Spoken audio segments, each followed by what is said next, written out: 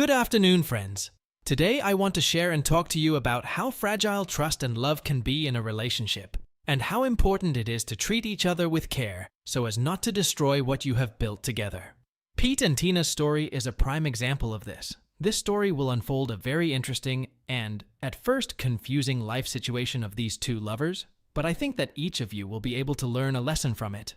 I also remind you that we have already posted the full uncensored video and text version of this story on our Patreon, so join our exclusive community at the link in the description. Thanks to everyone who has already joined. Also, I'll mention that this story is posted entirely for educational purposes, so that any of my viewers can think about the fidelity of their spouse and warn themselves in advance of any bad consequences. Now let's get started. The Memory Box. Chapter 1.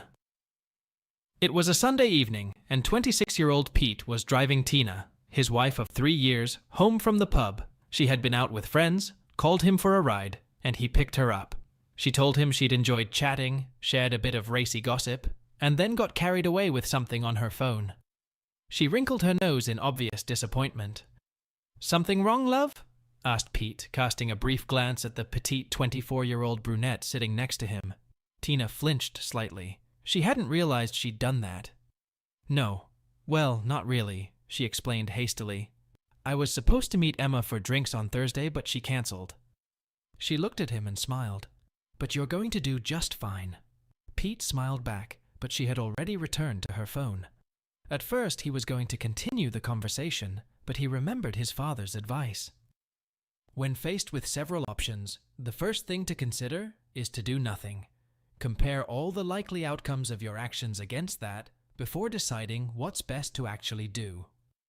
Pete's problem was that Emma had added him as a Facebook friend last year to find out Tina's favorite perfume for the office Secret Santa, and from her latest Facebook post, he learned that she had just arrived in Lisbon for a long-planned 2-week vacation. There was no way she had made and broken the arrangement Tina had just described. Why the lie? Tina started fidgeting in her seat.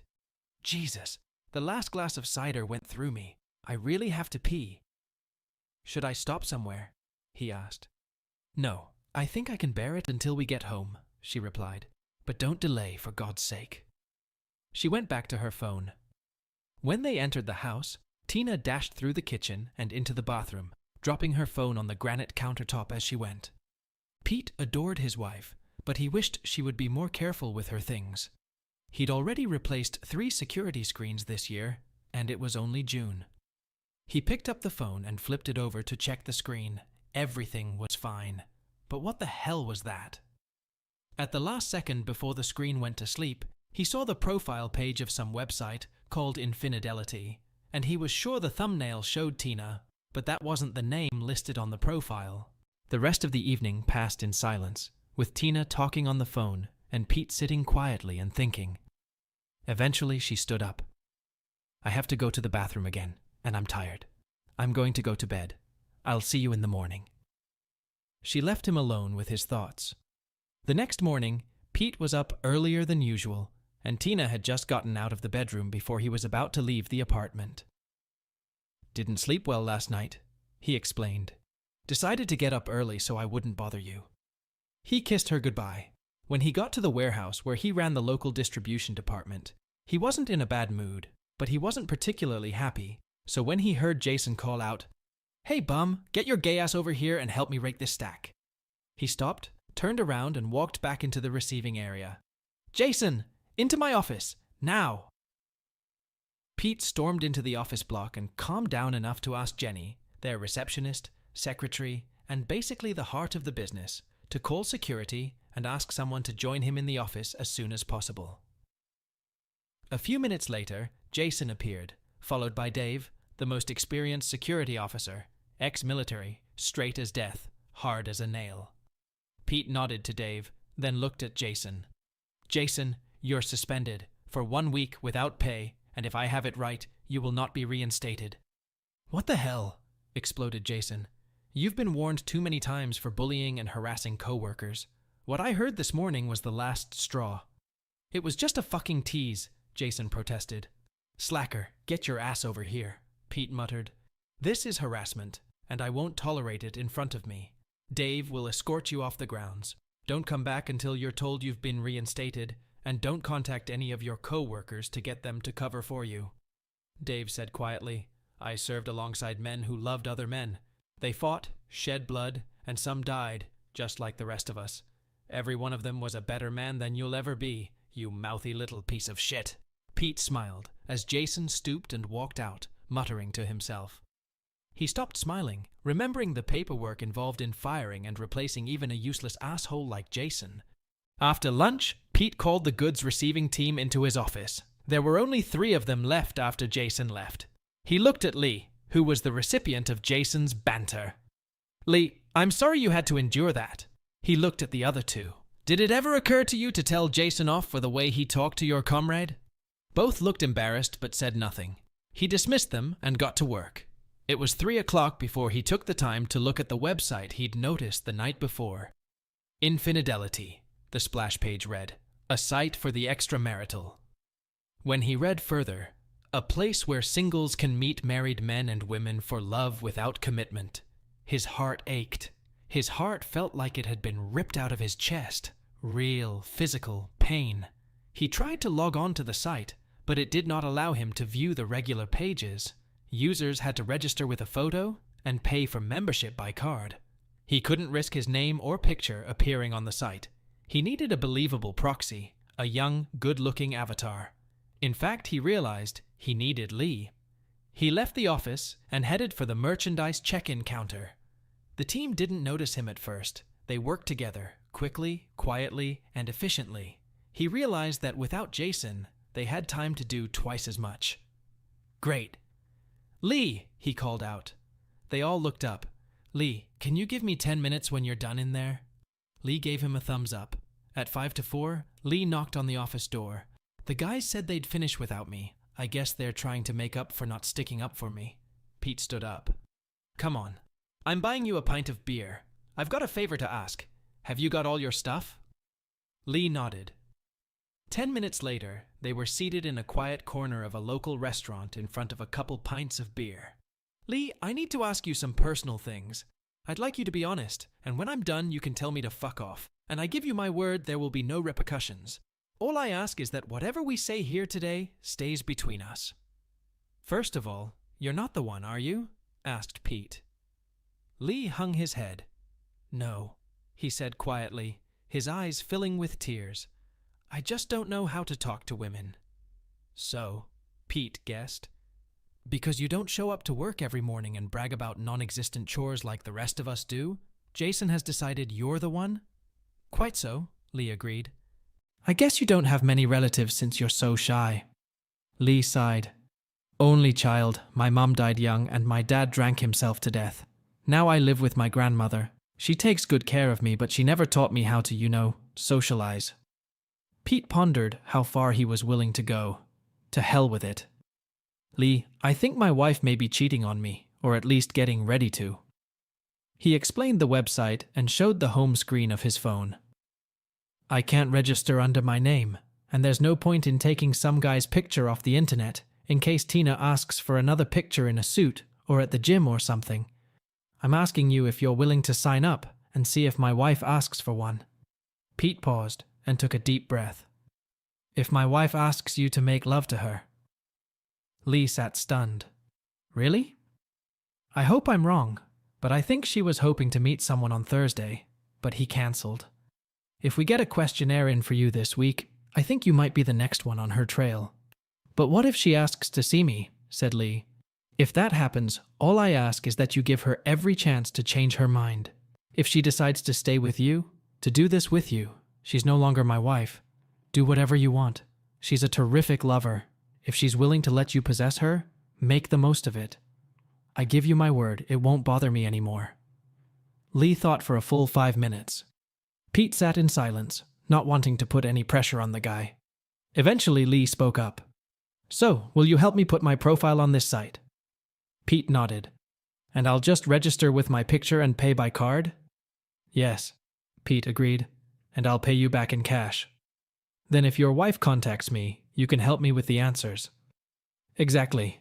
And if she asks you out, I'll even pay for dressy clothes for your date. And if I ask her if she's okay with her husband cheating, and if she goes ahead with it, you won't accuse me of it at work? I don't think I could do that if I were you. Lee, it hasn't happened yet, but we are saving money to buy a house and raise our children in it. If she does this to you when she should be home with me, she will never be the mother of my children, and I will want to cut her out of my life. What if she doesn't contact me? Then I'll try to help you feel more confident around people in general, introduce you to our friends and such, but I won't help you do that with someone else's wife. That's a line I won't cross, and neither should you. Lee looked thoughtful. But your wife doesn't mind, because if she decides to do it, you're finished. He shook his head sadly. That must really suck for you, Pete. The two young men finished their drinks and went about their business. Tina was making tea when Pete came home. Sorry I'm late, love, he apologized. I had to let someone go this morning, and in the afternoon I had to smooth out some ruffled feathers. She shook her head. I can't complain. At your age, you're already doing so well as a manager. Our savings for the house are accumulating thanks to you, so don't apologize. She hugged him tightly. After they ate and cleaned up after themselves, they sat cuddled up on the couch and watched Netflix. When the movie ended, they looked at each other, smirked, and almost simultaneously said, "Early night." The first time was energetic. Tina finished her little business while Pete did what he was born into this world to do. The second time was slower, more sensual. Despite his misgivings, believing that a woman capable of loving him like this would cheat on him was almost impossible. The next lunchtime, Pete called Lee into his office. No one thought it was strange, given recent events. In fact, no one noticed. Together, they filled out Lee's application to join Infinity. Pete used Lee's phone to take a decent picture, being careful not to let there be any indication that they were at Pete's workplace. They even made sure to disable geotagging just in case. They gave Lee's name as Alexander, Alex Hill. Alexander was his real middle name, and Hill was the name on his bank card. He was 19 years old, 6 feet tall, good build, and physically fit from manual labor. He accurately described himself as well-read, polite, and well-spoken. He described his awkwardness with women, and hoped that in this setting he would find women who would find his natural shyness endearing and perhaps help him overcome it. His ideal woman should be between 20 and 26, petite, with long brown hair and brown eyes. Big breasts were not required, and he preferred a nice girl from next door over beady lips and lots of makeup. In fact, he, or rather Pete, had described Tina accurately. He emphasized that he does not have a car, so he would prefer his companions to be local or for the woman to be able to travel. He also made it clear that his accommodation was not suitable for meetings, so any meetings would probably be better held in hotels. Both men sat back, satisfied with their work. Lee looked at his profile and decided he was more promising than many of the other guys at work. Perhaps all he needed was to believe in himself. Thanks, Lee. I appreciate it, Pete told him. Now they were to wait. The site's rules allowed only married users to view partner profiles to reduce the risk of being exposed as cheaters. Sure, I just hope I don't have any matches, Lee replied. How long will you wait before you're sure your wife isn't planning to cheat? Before Pete could answer, Lee's phone beeped. He had already received a notification from Infidelity. A woman named Little Miss Annie had hitched a ride with him. His relief when he saw it wasn't Tina's name evaporated when he saw the startled look on Pete's face. What's wrong? This message is from Annie, not Tina. Lee, we used your middle name on your profile. My wife's name is Christina Annabelle. She's named after her grandmother Annie. Lee read the message anxiously. He sighed. It was an automated response notifying him that one married female subscriber was a perfect match for his preferences. The message assured him that his data was on its way to her. The couple realized that was the whole point. They knew Tina had an account, and Lee had just described her as his ideal woman. The question was how Tina would react if she actually turned out to be Little Miss Annie. After 4 o'clock in the afternoon, Lee knocked on Pete's door. Pete opened the door and felt nauseous at the look of pity on the other man's face. Little Miss Annie sent me a private message through the app about an hour ago. He handed his phone across the table. Hey, cutie. You sound like a really nice guy, and your picture is really cool. Giving you access to my profile so you can see what I offer. I hope you like what you see, because it blows my mind just looking at your picture. Send me a picture. Annie wants to see you shirtless. And text me if you want to play. Pete looked up. Lee pointed to the screen. Swipe your finger up. It will take you to her profile. Please tell me that's not your wife. With trembling hands, Pete swiped his finger across the screen. Little Miss Annie's profile page appeared on the screen, and Pete's whole world exploded. On the way home, Pete was distraught. Lee took a screenshot of the message and profile page and sent them to Pete's phone. Now there was a decision to be made. Should he confess to her about her lies about meeting Emma and the message she'd sent Lee? And how would he react if she claimed it was just a mischievous drunken prank with the girls and nothing had really happened?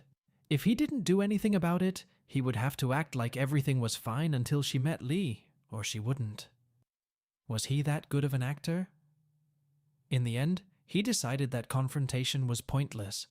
He wouldn't believe a word she said, and even if she promised it was a stupid, one-time mistake, how could he ever trust her again? No. Her only chance to redeem herself was to recant the affair, and that would only make sense if she didn't know she'd already been exposed. He decided to do nothing. Pete still didn't understand how he managed to survive that Tuesday night. He made up a story about Jason contesting his dismissal to explain why he might have seemed distracted. Tina didn't seem suspicious. In fact, she seemed distracted herself, spending a lot of time checking her phone. At 10 minutes past 8, she announced, "Oh, that's good. Pete, Emma will be able to come over Thursday night after all. Do you mind if I meet her?" Shit, Pete thought to himself. Lee arranged to send the photo to Annie around 8 o'clock. He also had to find out if she was free for a meeting on Thursday after work. If she said no, he would tell Pete about it. And indeed, 20 minutes later, Lee sent a message saying that his candidacy had been accepted with great enthusiasm. Pete sat and watched as his loving wife claimed to have sent a message to Emma arranging to meet on Thursday, but it was actually a message to meet a stranger, and she had done so while he was in the same room. Her impertinent behavior and her lack of guilt left him perplexed. Did she really believe she could live her whole life like this, and he would never find out, or did she just not care? The next day was a nightmare. Lee showed Pete the picture he had sent, and Annie's enthusiastic and graphic response. Reading her message, it was obvious that she intended to completely blow Alex's brains out on Thursday night, and then return to her husband without a care in the world. By lunchtime on Wednesday, Annie had booked room 154 at the local Travelodge hotel. She gave Alex clear instructions on how to get there and what to say at reception. Apparently, this wasn't her first rodeo. Now it was time to act. By doing nothing, Pete had learned almost everything he needed to know about his wife. If she rejected Lee, he would let her try to explain herself. Otherwise, it would be the end. After lunch, Pete sought out the depot manager. He explained that he had discovered that his wife was having affairs and intended to divorce her. To be fair, he had used the expression, "dump the fool." But his boss understood the idea and told him that the business would give him some slack until he got his life sorted out. He spent the afternoon on the jovi.uk website filling in online forms to start the divorce process. He didn't need proof of infidelity, but his sense of fairness allowed him not to submit the completed application and pay the hefty fee, almost £600, until she actually met Lee. After that, he would only have to live apart for 20 weeks, and she would become his ex. In the evening, he told Tina he had some paperwork to do, which turned out to be true. He emptied their joint account and cancelled 2 cards in their joint names. They both had separate savings accounts, and he left them alone. He made sure the bills were paid and checked the terms of their apartment lease. 4 weeks' notice and an extra month's rent if they left before the agreed-upon time. He thought it was excellent value for money to be free of this fool. On Thursday lunchtime, Pete and Lee went shopping on Thursday. Pete paid for new jeans, sneakers, a t-shirt, and a jacket for Lee. The fact that he was buying these things to make Lee look good enough for his wife to do with him was an irony not lost on Pete.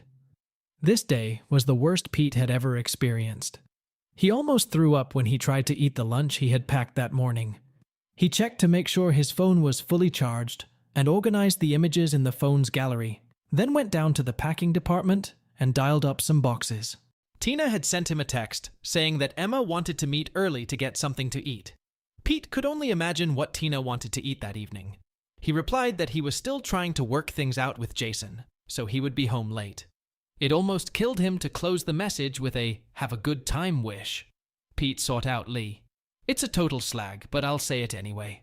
My wife is a complete fool by all accounts.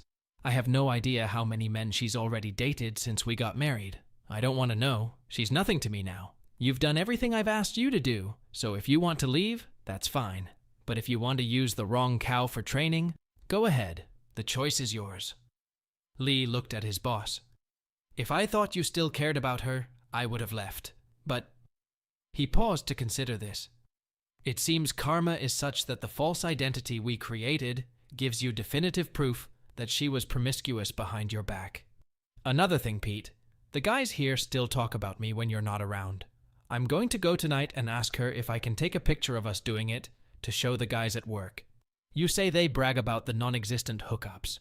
I'll show you the pictures first, but I want to shut those bastards up." Pete only shrugged, not paying attention. They spent a few more minutes planning, then went back to work. At 5:45 in the evening, Pete parked his company pickup on a side street not far from his apartment. He pulled on an old sweatshirt he kept at work and went to stand at the bus stop, from which his front door was clearly visible. A little after 6, a cab pulled up, and Tina got into it. Pete turned away, ostensibly to check the bus schedule, as the car passed him. He took the pickup and parked in front of the house, then went inside. The apartment seemed lifeless, like an abandoned movie set. It looked like a house, but no one lived in it. He walked through the rooms, feeling like an intruder in someone else's life. And then he realized that there were no answers here to the one question that occupied his thoughts.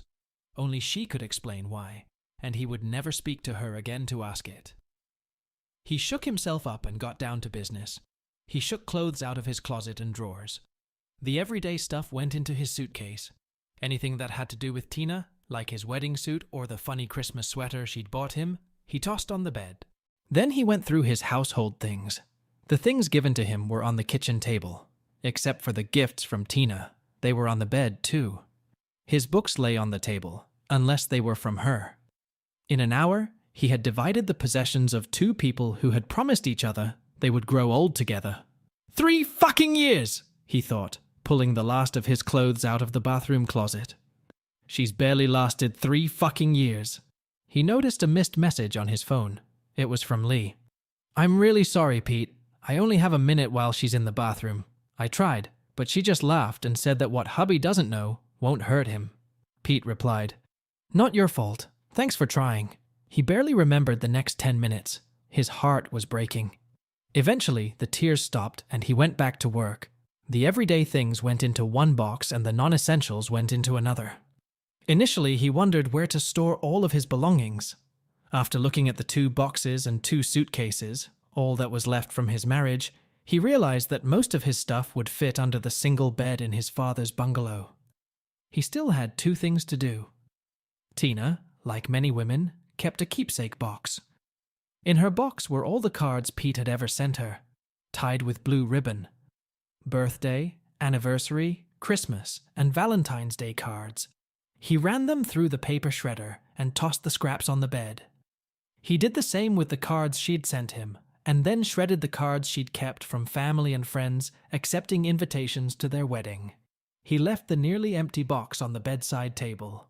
The last task was to remove their wedding photo from the living room wall. He placed it carefully on the kitchen countertop and then pulled his IKEA toolkit from the kitchen cabinet. He carefully brought the sharpened screwdriver to the glass and, making sure it was in the right position, struck it sharply with the hammer. The impact made cracks appear. Perfect. He loaded the car into the pickup and drove off, dropping the key in the mailbox. By 9 o'clock he was at his father's bungalow, picking up his things. He gave his father an abbreviated version of Tina's infidelity and promised that in time he would tell him the whole story. "I'm expecting a lot of drama tonight," he told his father, "and I'm not going to ask you to lie for me, so I'm not going to stay here for a while and tell you where I'm going to stay. That way, no one can intimidate you or force you to get involved.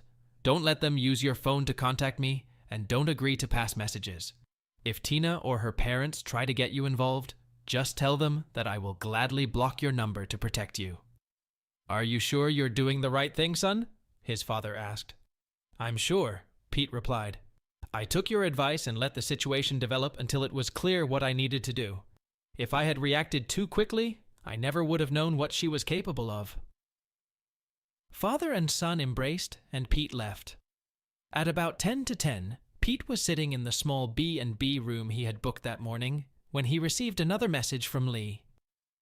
"I watch her from the hotel window. She gets into her cab. She said she's going straight home like a good girl. Should be there in a quarter of an hour.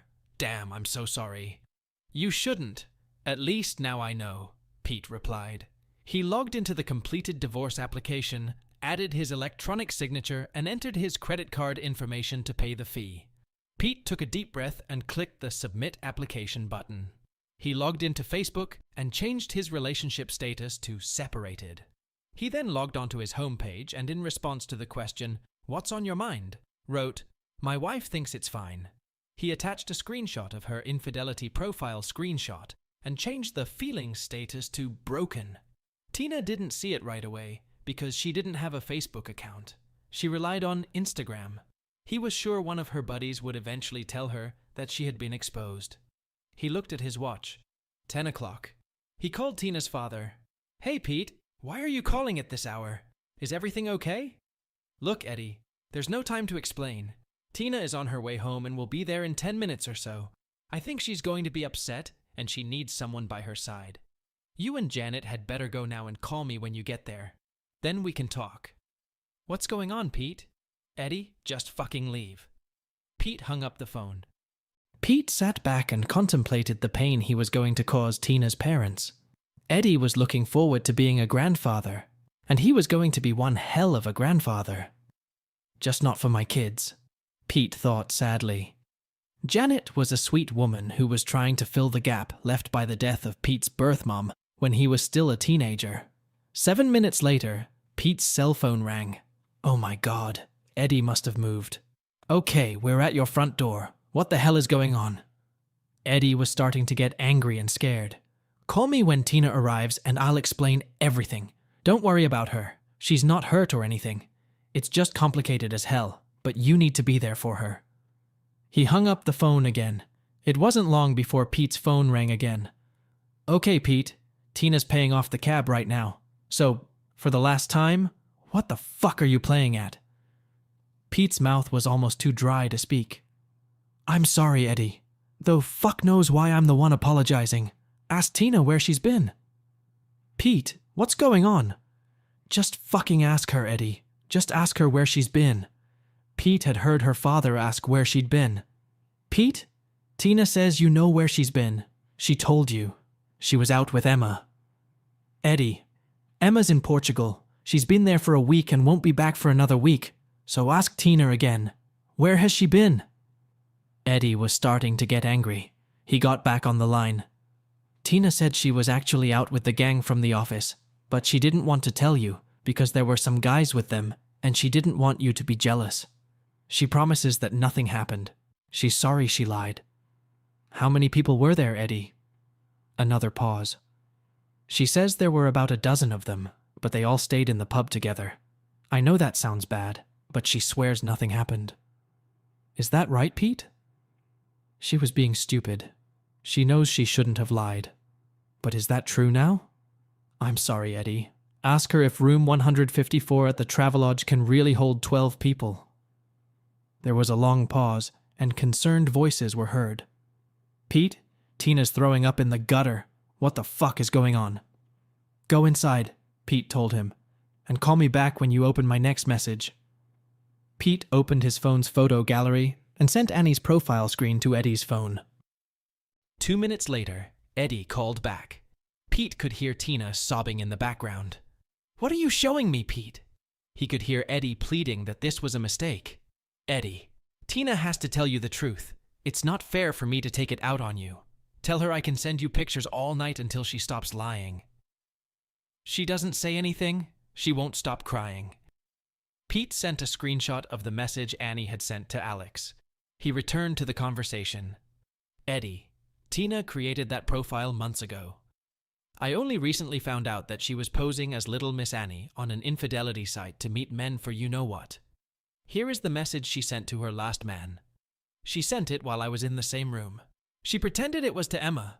She sent that message, looked at me and smiled. That's how much she respects me. That's where she was tonight. And everything she's told you so far has been a lie. Tell me, Eddie, if you were me, could you forgive her? Start a family with her? Go to work happily, not knowing who she'd be in your bed with while you were away? I'm sorry, but I needed you to be there to show her that. I can move on with my life, but she'll still be your daughter. You'll have to accept that because in less than a year, she'll be a single woman and no longer my problem. Put me on speakerphone, please. Janet, take Tina into the kitchen, show her the picture. Ask her if she knows what it means. Pete waited, imagining the scene in his old house. He heard crying, and then the voice of Tina's mom. She's apologizing for making you so angry that you broke the wedding picture. She says she never meant to hurt you. Pete shook his head.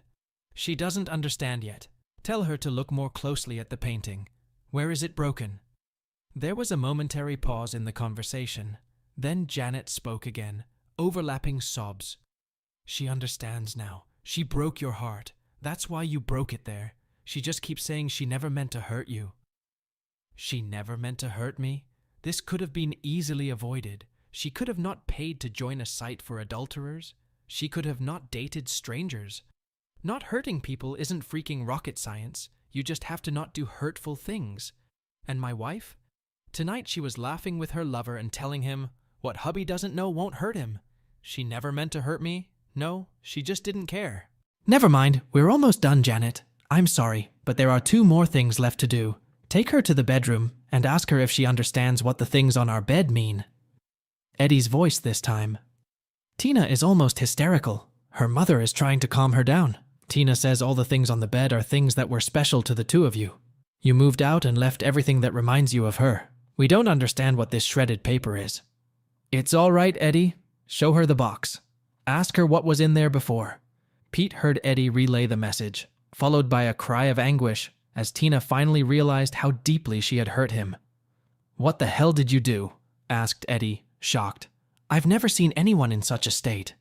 Eddie, everything she said at our wedding, cherish, love, honor, keep only each other.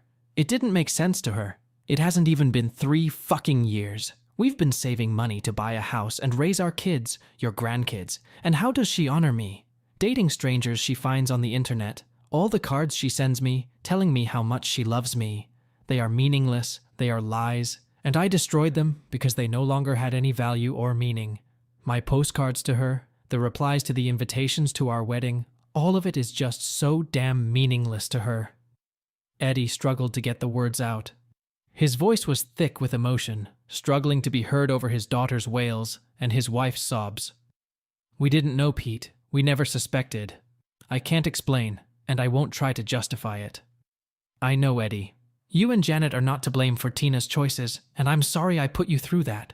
But she should have realized what she had done, and you should have been there for her when she did. We're almost done. Then you can take her home and try to heal her. She's broken now. She was smiling at me when she was texting a stranger. That's not right. You have to fix her.